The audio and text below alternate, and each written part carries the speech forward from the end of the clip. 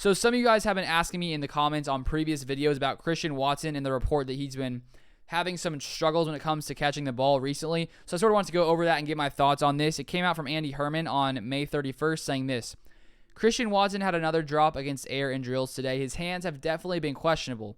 I don't think there's been a practice yet where he hasn't dropped at least one pass. Does it matter much? Probably not, but noteworthy at least. So I don't really think this is too big of a deal because we've seen lots of instances in the past of other players who are struggling with drops. If we look last year at Jamar Chase in the preseason, there were lots of reports that he was struggling with drops, and clearly he comes in the season, dominates, and that wasn't an issue whatsoever. And so just because Christian Watson, I think, is maybe struggling with some drops right now, doesn't mean, he's doomed for the rest of, the season coming into this next year. And if we do look back at Davante Adams, early in his career, he actually did struggle with drops. I found an article here from sportscasting.com by Brandon Austin sort of discussing this, so I want to bring it up here. Sports fans can be ruthless sometimes. Adams remembers all the times people on social media criticized his poor performances in 2014 and 2015. Adams dropped 10 passes between the regular season and postseason in 2015, which led the NFL during that span. As a result of his struggles, detractors began calling on the Packers coaching staff to bench the young wideout.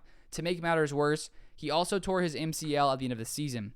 The second rounder got too wrapped up in the outside noise, and he admits that it actually rattled him for a while. It was definitely a sad time in my career, said Adams. I was so used to doing what I was doing in college, go and score literally 2 touchdowns a game, putting up monster numbers, just having a great time. So Adams did struggle with drops, as I just read in that article, early in his career, but he was able to overcome that, and those problems, sort of faded as his career went on, and he became, one of the best, if not the best wide receiver currently in football. So hopefully Christian Watson is able to get his drop, situation figured out. And I think that, honestly, as I've said on this channel, before the Packers drafted Christian Watson, he was one of the players that I wanted the Packers to leave the draft with. 6'4", 4.3, 640, faster than MVS. I think he's going to be a monster in this league.